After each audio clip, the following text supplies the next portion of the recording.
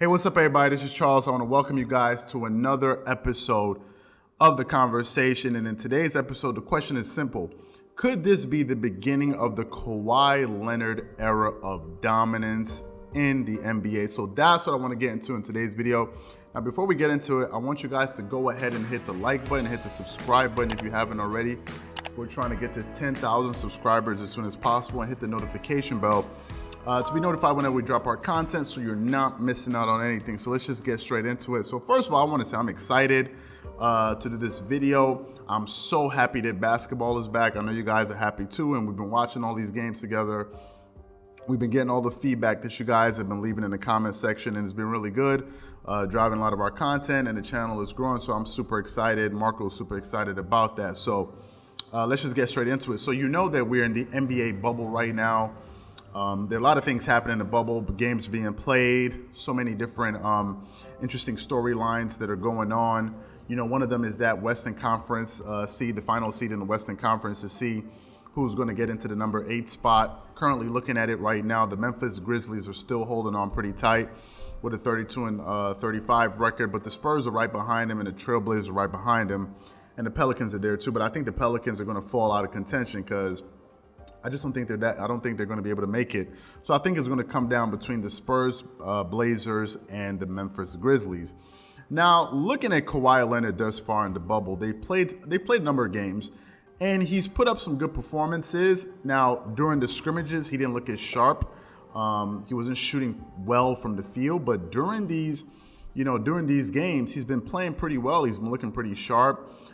His team has gotten a win under their belt, and they're looking pretty good. And I'm excited to see what their prospects are going into the playoffs.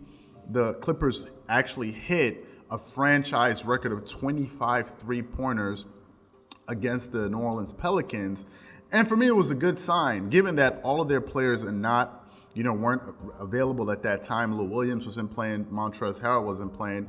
They were still able to go out there and show you their depth. And I think this is one of the things that Kawhi Leonard is going to have on his side moving forward, not just with this season, but in the future, if he decides to stay with the Clippers. Because you have to look at it. The Clippers have exceptional management at the top. You have an owner in Steve Ballmer, who is by far the richest owner in all of sports in the entire world.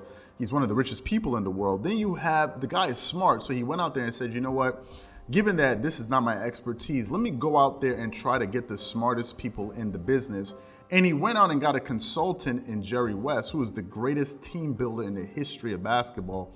I don't need to go any further than look at the dynasty that the Lakers had with Shaq and Kobe, and go look at the dynasty that the Golden State Warriors had. Jerry West was pivotal in that success, in the success of both of those organizations. And this is the person that is sort of advising, the Clipper management, and he's the one, pulling the strings in the background. So they have a fantastic leadership structure behind them. They have an owner that's willing to spend money. As I said, he spent $400 million purchasing the Forum, and is going to get them their own arena. If you guys didn't see that, we did a Money in Sports episode. We're going to link it in the description below, where we spoke about why Kawhi Leonard is worth well over $2 billion to the Clippers. So you guys can definitely check that out and see where I broke that down at length, so you guys can understand exactly the impact that he's having on the team from a financial standpoint moving forward. Now, the other part to Kawhi Leonard possibly being dominant and entering into the Kawhi Leonard as far as his era of dominance, we have to look at his running mate. And thus far, Paul George has been playing fantastic, given he missed about 20 games in the beginning of the season because of shoulder surgery that he had to undergo over the summer. So he missed training camp and he missed a good amount of games. Then he was trying to play himself into shape throughout the regular season, but his numbers weren't what they were last season. Last season, he played 37 minutes a game. He got you 28 points a game, shot 44% from the field, shot 38.6% from the three-point line, shot 84% from the free throw line, got you 8.2 rebounds and 4.1 assists and 2.2 steals. So he was definitely one of the best players in the NBA last season with the Oklahoma City Thunder, although his team came apart in the playoffs in the first round. And this season is averaging 21.3 points a game, 5.7 rebounds, and 3.8 assists, and he's playing just under 30 minutes a game, although his three-point percentage went up to 41.4%. But you can see his numbers took a dip. And that makes sense because the guy was injured. Even throughout the regular season, he was suffering from a hamstring pull or hamstring injury that he was nursing. But it looks like he's playing well. He looks like he's healthy.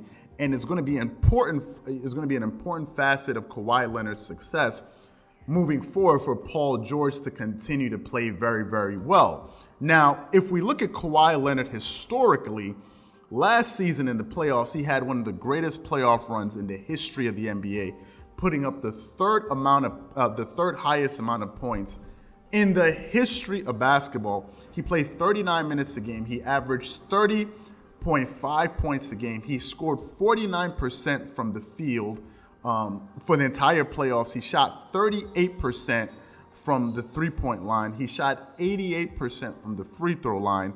He got you 9.1 rebounds, 3.9 assists, and 1.7 steals per game for the entire playoffs.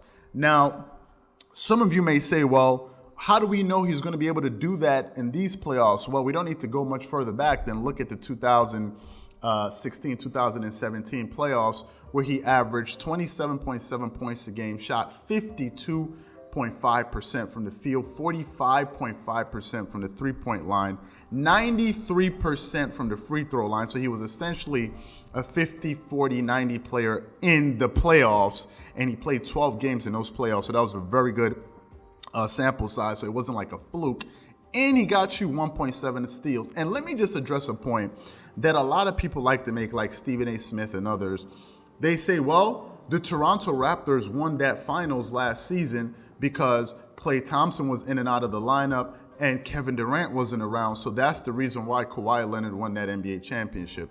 Well, I can equally as say the only reason the Golden State Warriors won that first championship with Kevin Durant against LeBron James was because Zaza Pachulia cheap shotted him in the Western Conference Finals because they were up 20 plus points in the first half. So I have no reason to believe that the Golden State Warriors were going to just all of a sudden beat that San Antonio Spurs team.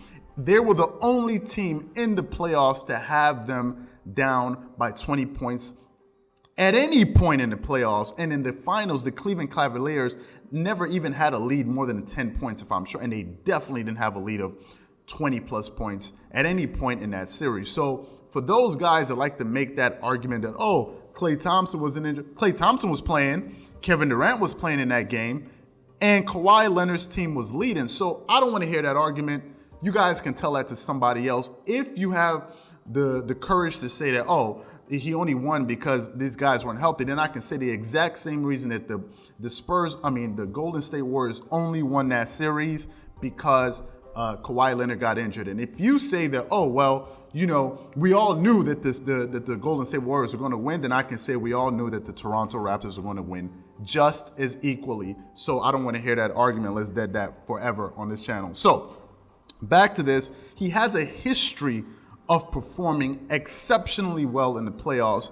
And I think this year will be no different because now he has more help. He's going to be playing with an all-star that's much better, in my opinion, than Pascal Siakam and Kyle Lowry.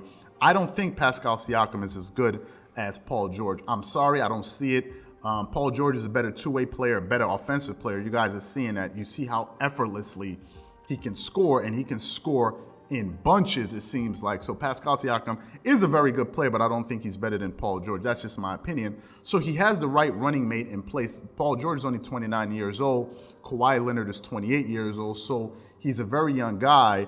And I think that the Clippers, if they're able to get this championship under their belt, this could be the beginning of the Kawhi Leonard era of dominance moving forward. Looking at him moving forward in his NBA career. So what I want to know from you guys is quite simple.